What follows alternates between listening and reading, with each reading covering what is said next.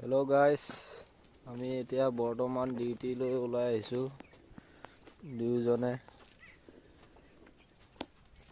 এইটো মৃগৰাজ আৰু এইটো মোৰটো হ'ল নগা। চালাম নগা, চালাম চালাম চালাম।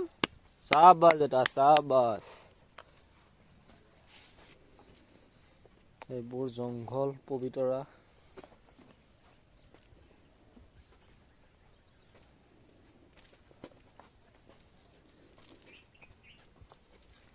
আমি ৰাতিটোৰ কাৰণে ডিউটিত ওলাই আহিছোঁ।